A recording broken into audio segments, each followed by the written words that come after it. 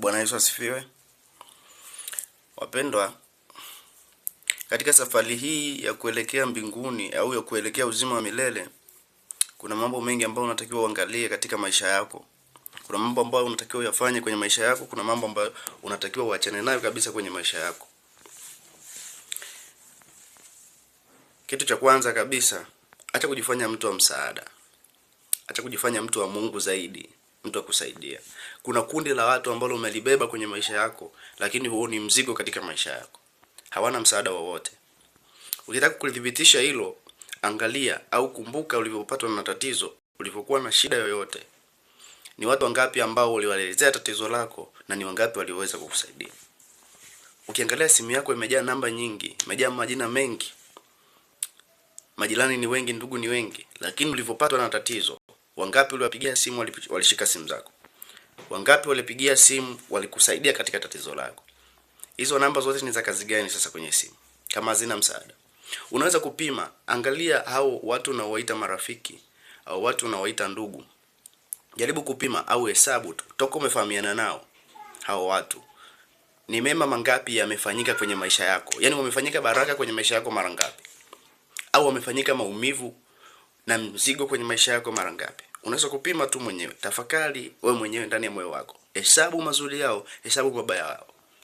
Alafu kisha muombe Mungu akupe maamuzi ya kufanya maamuzi sahihi juu ya watu wanaokuzunguka, ili uweze kufanya maamuzi yaliyo mema kwenye maisha yako. Kuna mizigo ambayo umeibeba, utaishia kulaani, utaishia kukufuru Mungu kwamba maisha yako hayasogi mbele, kwamba maisha yako hayaendi mbele, lakini kumbe ni wewe mwenyewe umebeba mizigo ambayo haiwezi kukufikisha popote zaidi ya kukuumiza.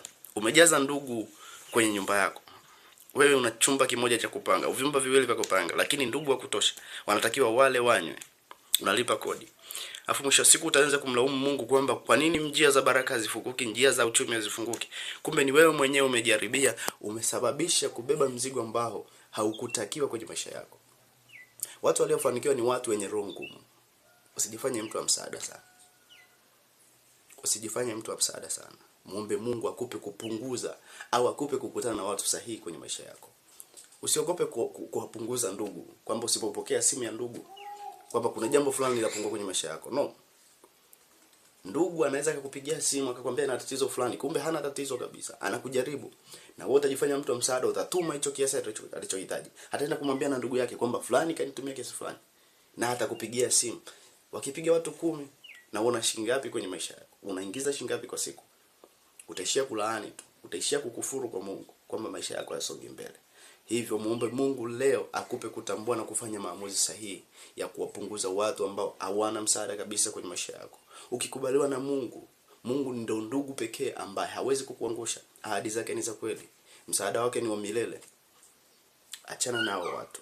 Achana nao watu na Mungu akubariki.